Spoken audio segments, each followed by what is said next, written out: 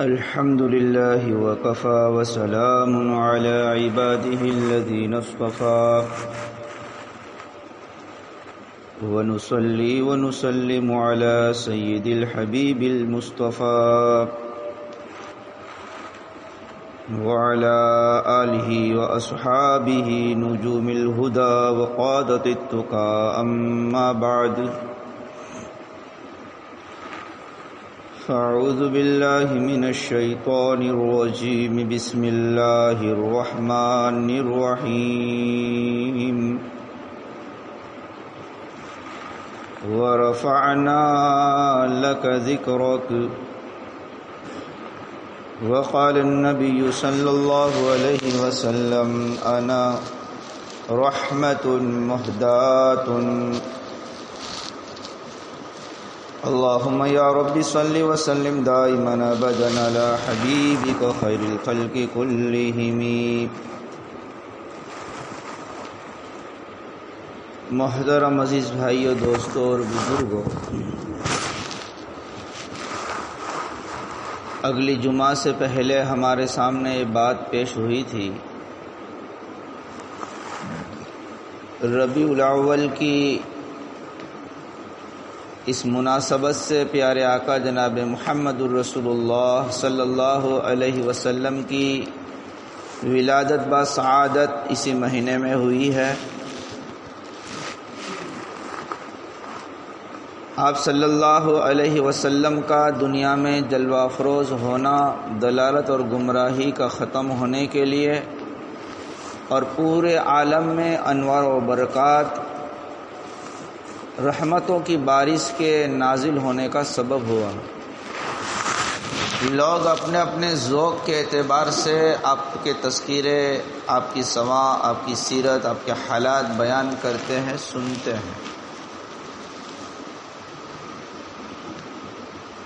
اس مرتبہ تھوڑا سوچا ہے کہ تھوڑا جمعہ کی مجلس میں ہمارے نبی صلی اللہ علیہ وسلم کے بعض خصائل، صفات، حالات اور سیرت آوے، ہم آپ کے اسوہ اور نمونہ پر چلے، آپ کی محبت اور عقیدت اور اتباع ہمارے دلوں کے اندر ہو تو اس کے ذریعے سے ایمان تازہ ہوگا.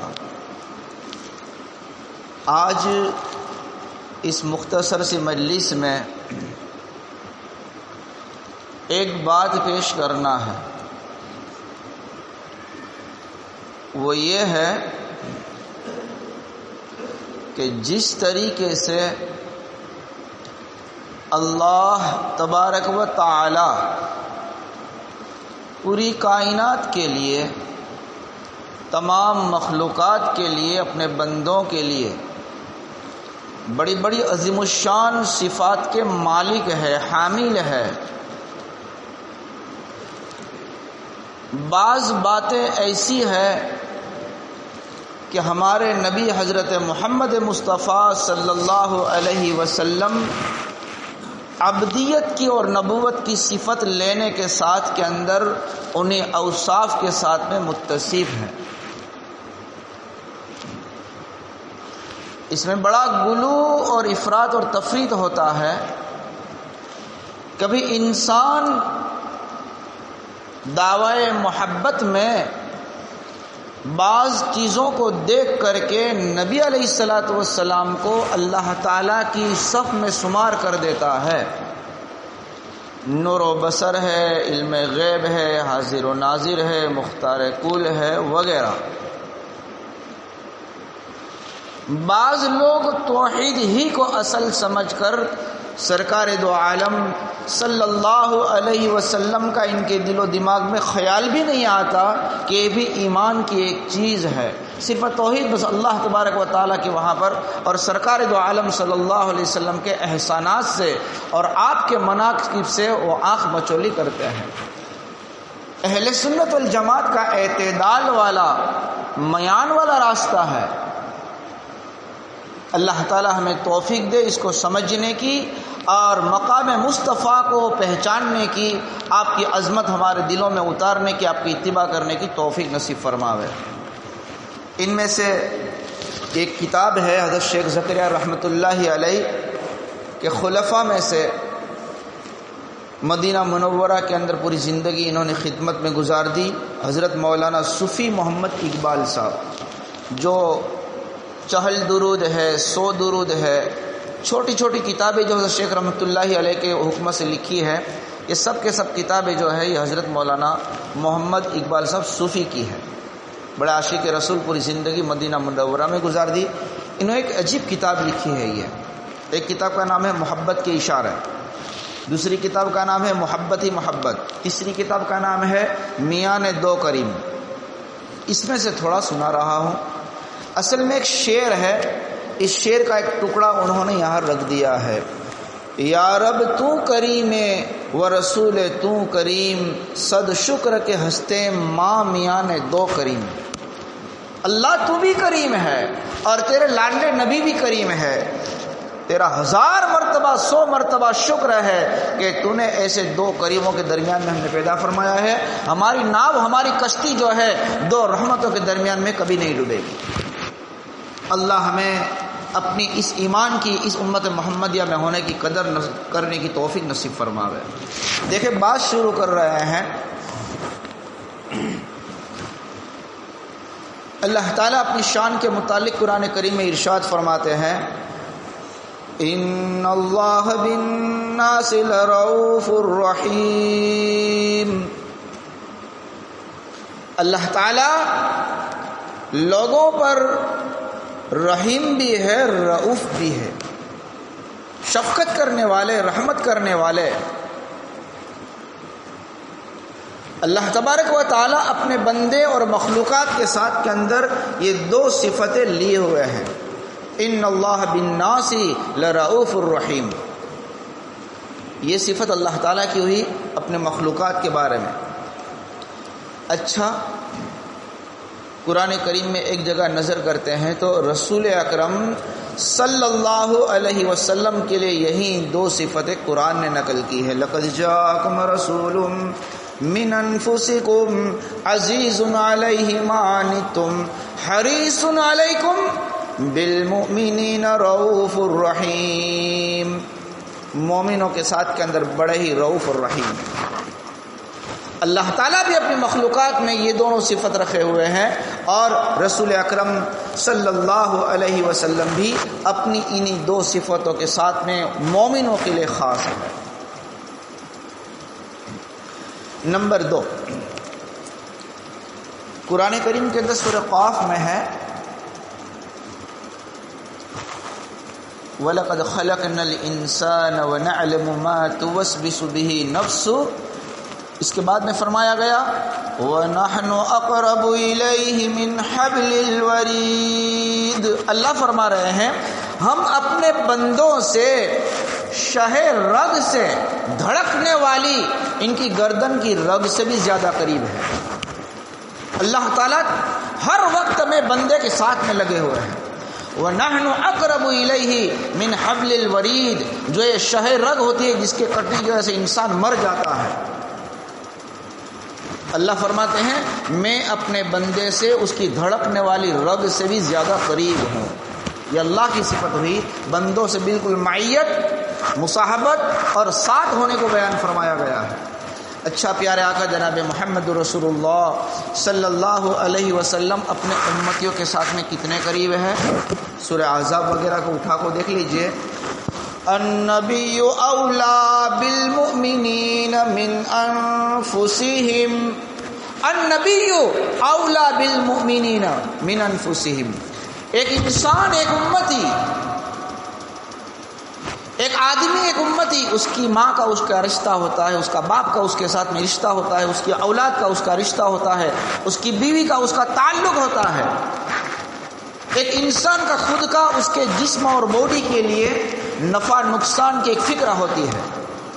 اللہ فرما رہے ہیں میں نے ایسا لاڈلا پیارا شفیق مشفق رحم کرنے والا نبی دیا کہ وہ نبی کی صفت یہ ہے النبی اولا بالمؤمنین من انفسہم. یہ نبی جو ہم نے تم کو دیا ہے نا، وہ تمہاری اپنی ذاتوں کے مقابلے میں نبی زیادہ قریب ہے، زیادہ تعلق رکھنے والے ہیں، زیادہ رحم کرنے والے ہیں.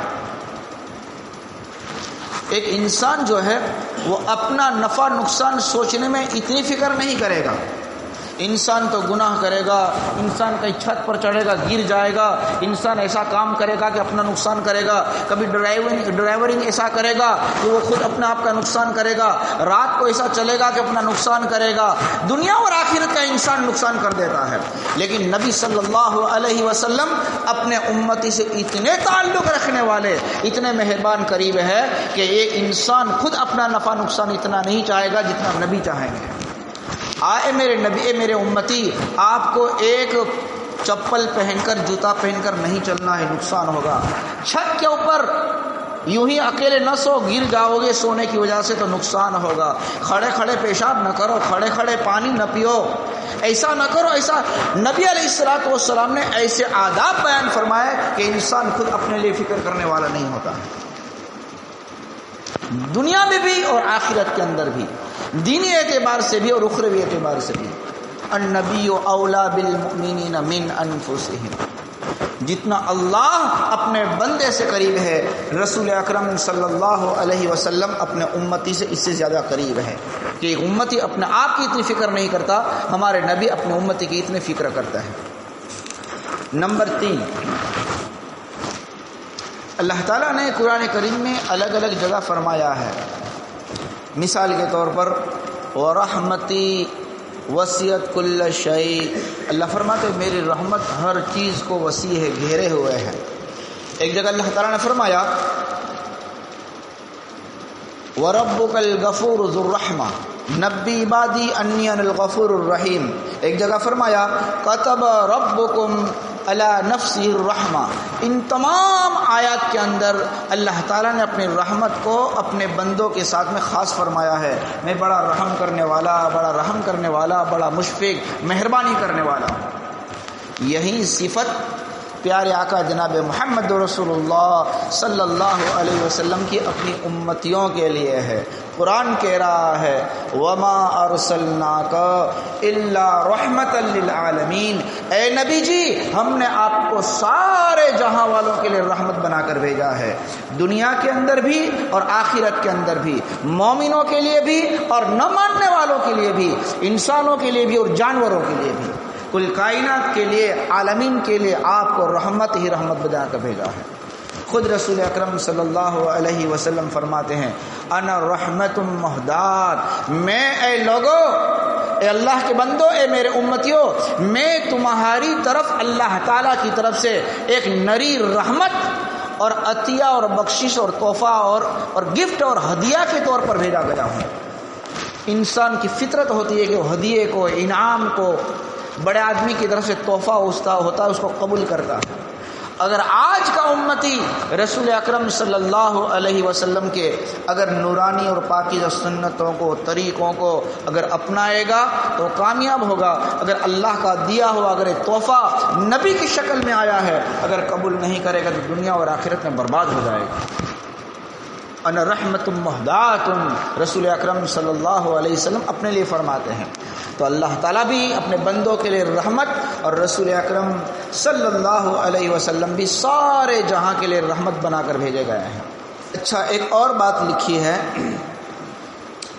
حدیث پاک میں آتا ہے، حدیث قدسی ہے، جس میں رسول اکرم صلی اللہ علیہ وسلم اس حدیث کی نسبت اللہ تعالیٰ کی طرف کر دے.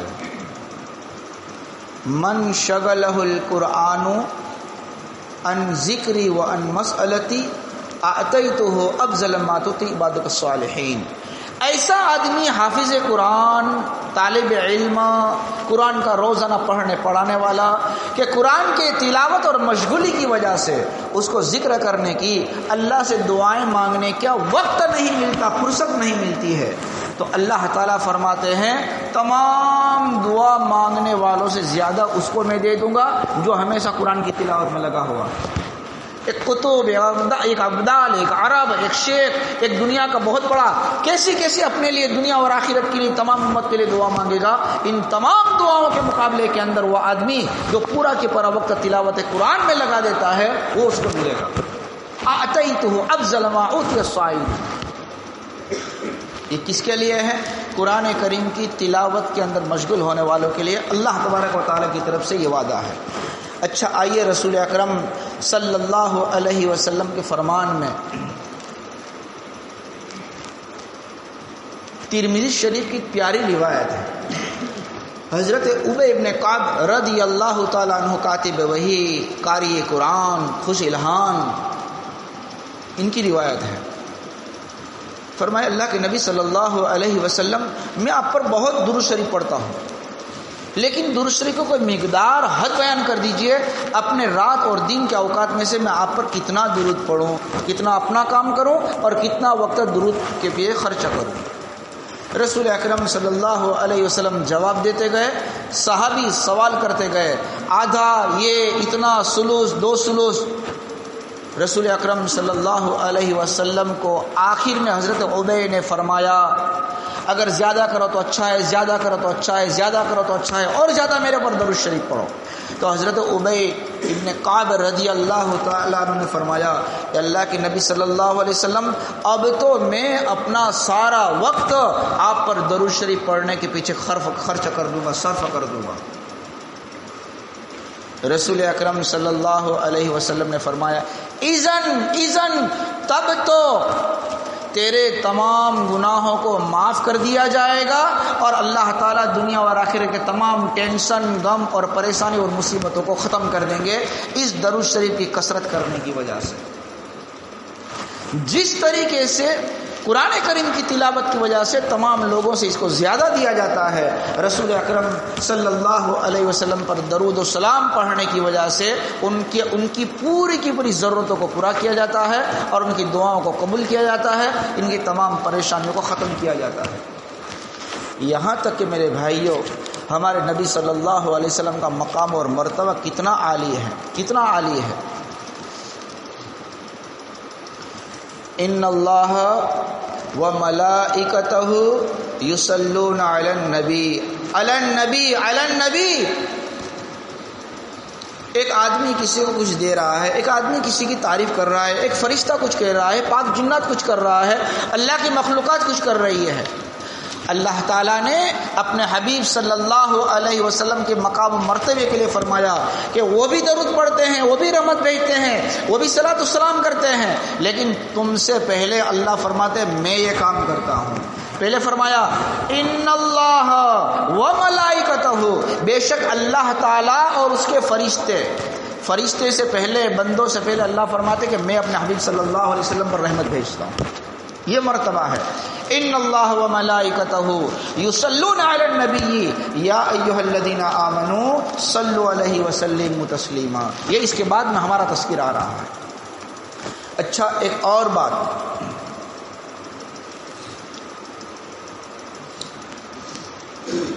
اللہ تبارک و تعالی پوری کائنات کے اندر ہر وقت ہر جانور ہر درخت ہر جمادات ہر نباتات فرشتے انسان ہمیشہ اللہ کا ذکر کرتے ہیں اور ہمیں فرمایا گیا اذکروا اللہ ذکرا کثیرا.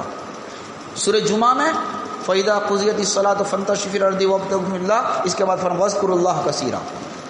اللہ کو خوب یاد کرو ہر وقت اللہ کا ذکر کرو اللہ کو یاد کرو. تو پوری کائنات جو ہے نا ہر وقت میں اللہ اللہ اللہ اللہ. درخت جب ہرا ہوتا ہے تو اللہ کا ذکر کرتا ہے چڑیا اور پرندے جب بولتے ہیں تو اللہ کا ذکر کرتے ہیں ہر جمادات اور نباتات اللہ کا ذکر کرتے ہیں فرشتے لگے ہوئے ہیں تسبیح کے اندر اللہ کا ذکر کرتے ہیں. کوئی وقت اللہ کے ذکر سے خالی نہیں اللہ کے بندے بھی ذکر کرتے ہیں یا اللہ کا ذکر ہے اللہ کی یاد ہے. اچھا ہمارے نبی صلی اللہ علیہ وسلم کے متعلق بھی فرمایا گیا وَرَفَعْنَا لَكَ ذِكْرَكَ وَرَفَعْنَا لَكَ ذِكْرَكَ. اے نبی جی ہم نے آپ کے ذکر خیر کو پوری دنیا کے اندر بلند کر دیا اونچا کر دیا ہے.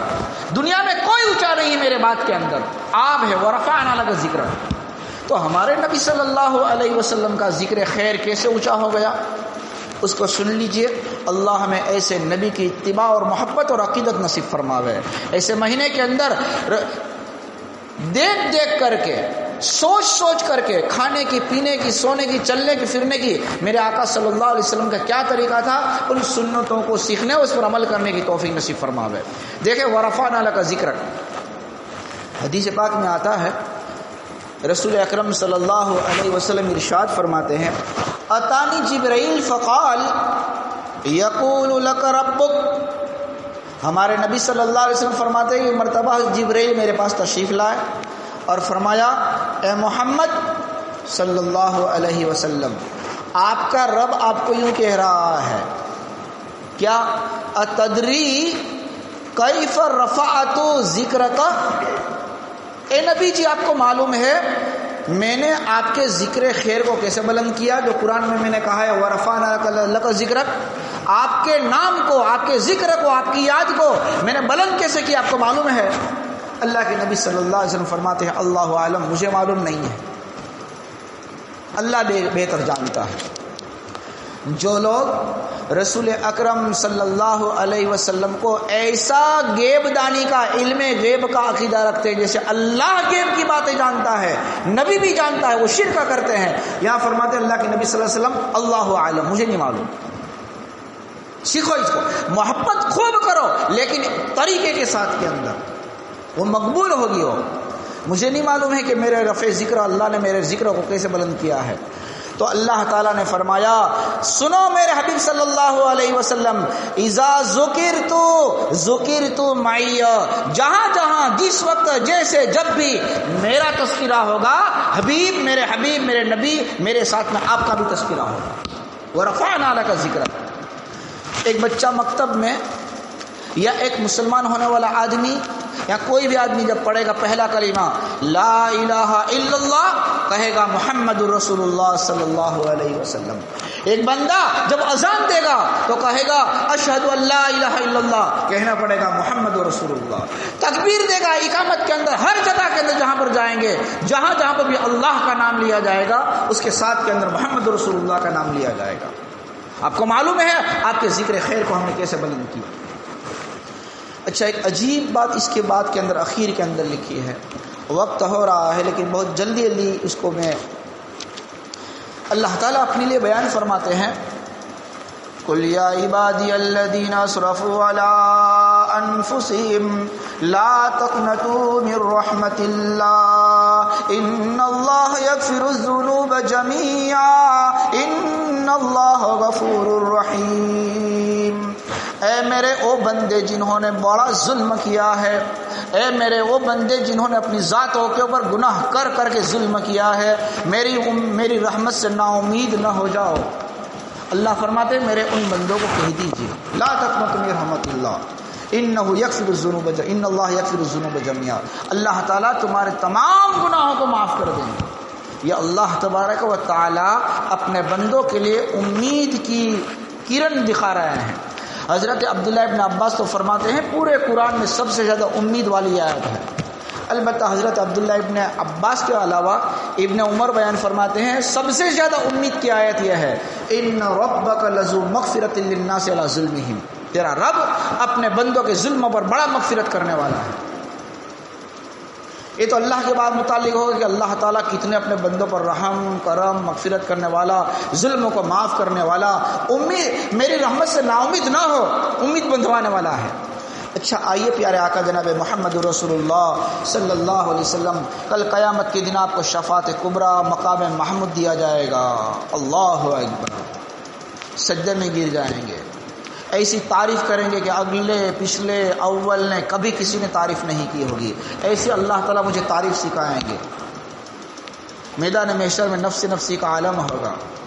اللہ کے نبی صلی اللہ علیہ وسلم فرماتے ہیں میں سجدے کے اندر گر جاؤں گا، لمبا سجدہ کروں گا، تعریف کروں گا، اللہ کو پیار آ جائے گا، یا محمد ارفع راسک سل توتا وشفا تو شفا، اے میرے حبیب صلی اللہ علیہ وسلم آپ اپنا سر اٹھائیے، مانگو ملے گا، سفارش شروع کرو سفارش آپ کی قبول کی جائے گی۔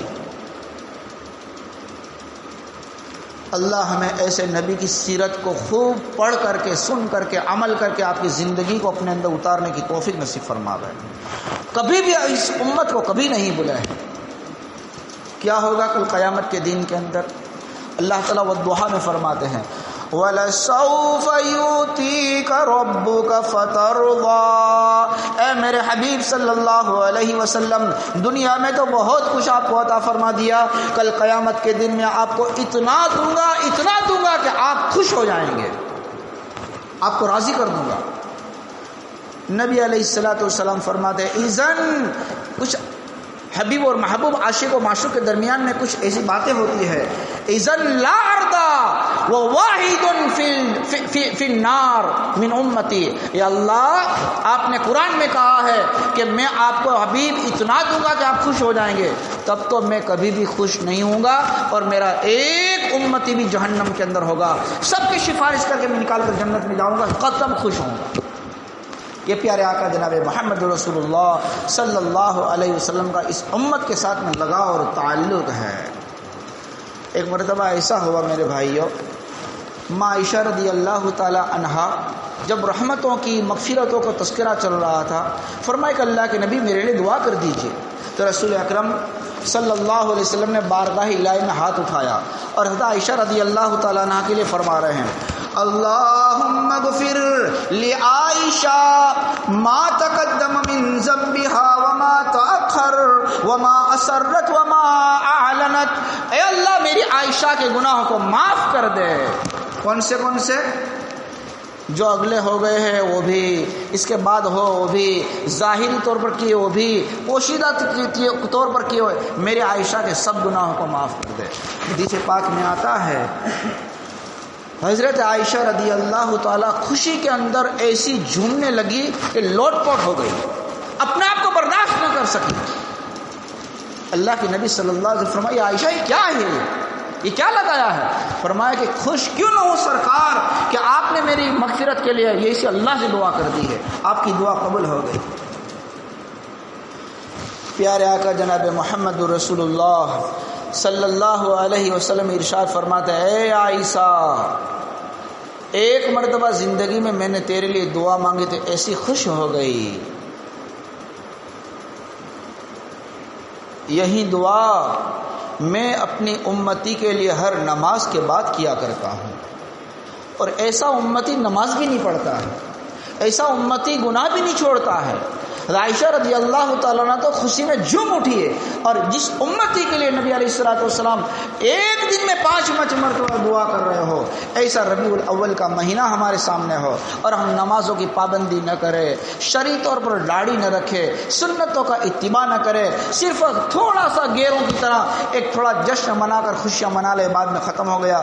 میرے پیارے بھائی دوستو بزرگوں، زندگی کو سنت پر ڈھالیں گے تو نبی خوش ہوں گے، یہ نبی کی سنتوں کا حق ادا ہوگا، ورنہ تو میرے بھائیوں ایسے پیارے لاڈلے نبی اللہ نے ہمیں عطا فرمایا ہو اور اس سے محبت نہ ہو، عقیدت نہ ہو، اتباع نہ ہو، ان کے طور و طریق پر نہ چلے میرے بھائیوں، تو پھر ہم جو ہے بڑے نالائق احسان فراموش ہوں گے۔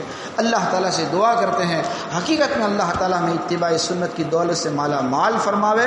وآخر دعوانا ان الحمد للہ رب العالمین والصلاة والسلام علی اشرف الانبیاء والمرسلین برحمتک یا ارحم الراحمین۔